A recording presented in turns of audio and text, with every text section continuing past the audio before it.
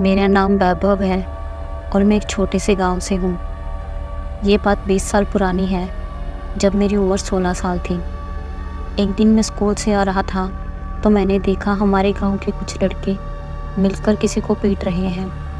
मैं भी रुककर देखने लगा तो लोगों से पता लगा कि रोहन किसी छोटी बच्ची को उठाकर ले जा रहा था। रोहन हमारे ही गांव का लड़का था, जिसकी उम्र 19-20 साल थी।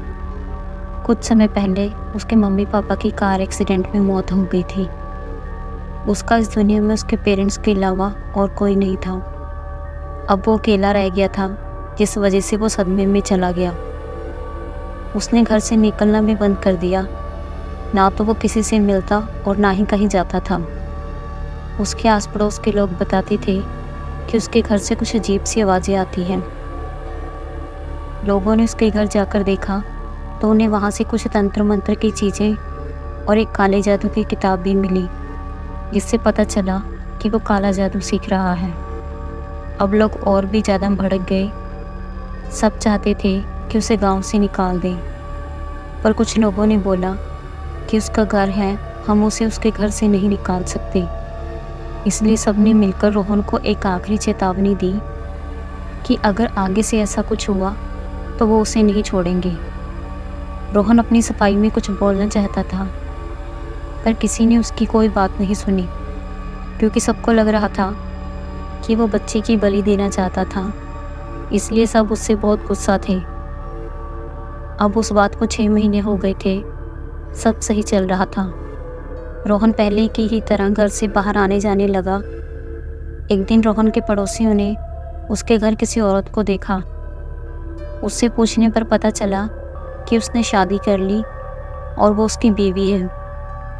पर वो बहुत अजीब थी। वो हमेशा चुप चुप रहती थी, किसी से कोई बात नहीं करती थी।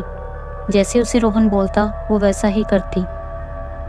एक दिन कुछ बच्चे गली में खेल रहे थे और उनकी बॉल रोहन के घर चली गई।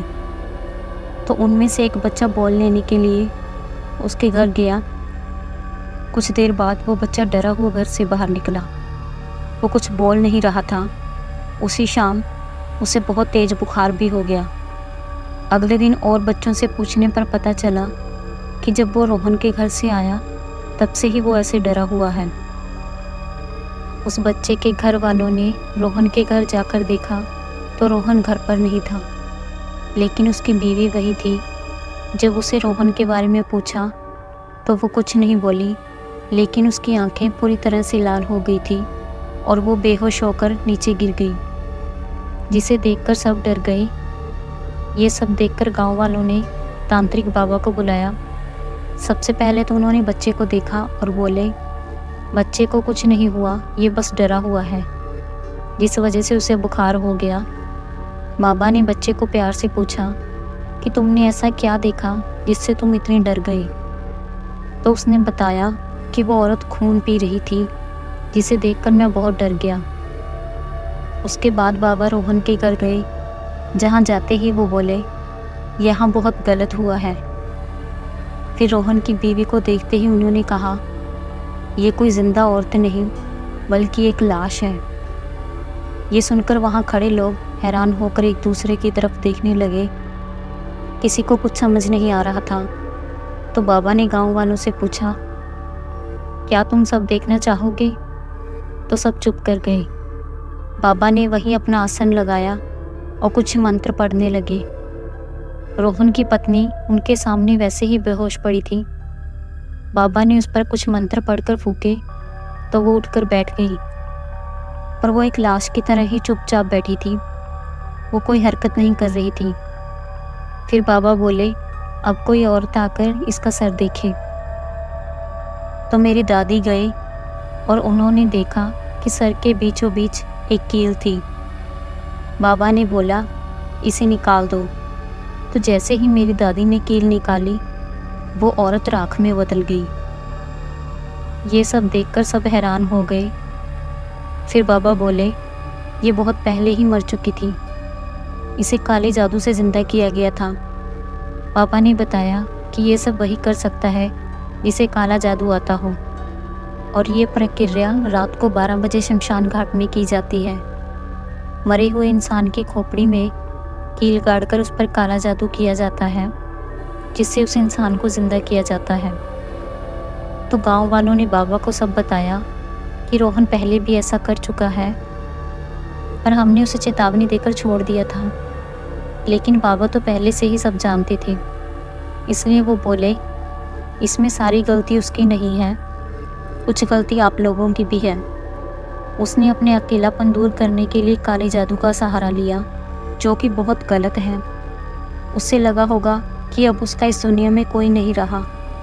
उसने काला जादू अपना अकेलापन दूर करने के लिए ही सीखा, लेकिन सभी गांव वालों ने उसे गलत समझ लिया, क्योंकि उसने उस बच्चे की जान बचाई थी। दरअसल वो बच्ची खेलते खेलते रोड पर आ गई थी और सामने से ट्रक आ रहा था, इसलिए रोहन ने उसे बचाने के लिए ही उठाया था। वो बच्ची तो छोटी होने की वजह से समझ नहीं पाई, लेकिन गांव वालों ने भी उसे गलत समझ लिया और ना उसे सफाई देने का मौका दिया।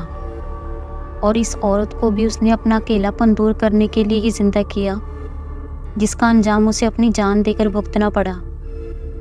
ये सब सुनकर सभी एक दूसरे की तरफ देखने लगे और एक दूसरे से पूछने लगे कि क्या रोहन मर गया? तो बाबा बोले, हाँ, उसकी मौत हो गई, और उसकी मौत की वजह कोई और नहीं बल्कि काला जादू ही बना, क्योंकि जिसे उसने अपना अकेलापन दूर करने के लिए जिंदा किया था, उसने ही उसे मारकर उसका खून पी लिया। बाबा बोले, जो उस दिन बच्चे ने देखा था कि वो औरत किसी का खून पी रही थी, वो किसी और का नहीं बल्कि रोहन का ही था।